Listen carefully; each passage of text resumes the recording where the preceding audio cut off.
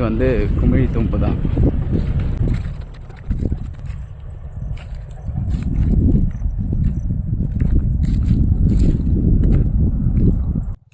நமக்கு பின்னாடி இருக்கிற இந்த 2 தூண்கள், கற்தூண்கள் இருக்கு பாத்தீங்களா, இதற்கு பெயர் வந்து பாத்தீங்கன்னா குமிழி தூம்புன்னு சொல்லுவாங்க. அன்றைய காலகட்டத்தில் ஏரி அளவீடுகளுக்காக, அதாவது மழை காலங்கள்ல அதிகப்படியான தண்ணீர் வந்து தேங்கினுச்சுன்னா அதை அளவீடு செய்யறதுக்கும் அதே மாதிரி அந்த தண்ணீரை வந்து வெளியேற்றத்துக்கு பயன்படுத்தினது தான் இந்த குமிழி தூம்பு. இந்த ஏரி கரையில வந்து பாத்தீங்கன்னா கிட்டத்தட்ட ஒரு 3 குமிழி தூம்பு வந்து நம்ம இந்த ஏரி கரையில பார்க்க முடிஞ்சிச்சு. மிகப்பெரிய ஒரு ஏரியா இருக்கு பேராம்பூர், அதாவது விராலிமலை போற வழியில பேராம்பூர்ன்ற ஊருக்கு பக்கத்துல தான் இந்த ஏரி அமைஞ்சிருக்கு. இந்த ஏரி கரையில 3 குமிழி தூம்பு அமைஞ்சிருக்கு.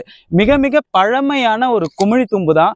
அன்றைய காலகட்டத்தில் வந்து பாத்தீங்கன்னா ஏரி தூர்வாரத்துக்கும் இந்த இதை பயன்படுத்தியிருக்காங்க. அதாவது அதிகப்படியான களிமண்ணை வந்து வெளியேற்றத்துக்கும் இந்த குமிழி தூம்பை வந்து பயன்படுத்தியிருக்காங்க.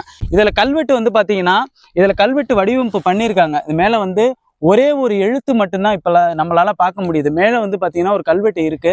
ஆனா இந்த கல்வெட்டு முற்றிலும் சிதலமடைஞ்சிருச்சு. இது வந்து பயன்பாட்டிலையும் இல்லாம இருந்ததுனால இந்த கல்வெட்டுகள் வந்து சிதலமடைஞ்சு காணப்படுது.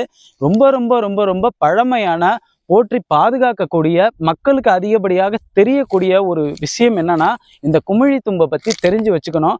ஏன்னா இது இல்லாம பல ஊர்கள் வந்து அன்றைய காலகட்டத்தில் அழியும் தருவாய்க்கு போயிருக்குன்னே சொல்லலாம்.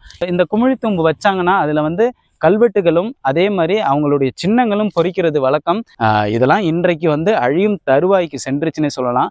என்ன காரணம்னா இதனுடைய பயன்பாடும் இல்லாம போயிருச்சுன்னே சொல்லலாம். ஏன்னா இந்த ஏரியை சுற்றி பார்த்தீங்கன்னா தெரியும், அந்த காட்டாமணுக்கு அந்த கொட்டை முத்து இருக்கிற அந்த செடியும் கருவேலம் செடியும் தான் இந்த ஏரி முழுக்கவே இருக்கு.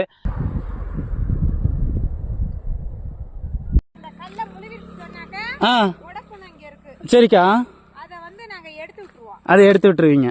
ஓ, அத போய் சாவி, பெரிய சாவி இருக்குது எங்கள்கிட்ட, அந்த சாவியை போட்டு திறந்து எடுத்து விட்டோம்னு சொன்னாக்கா தண்ணி வெளியேறிடும்.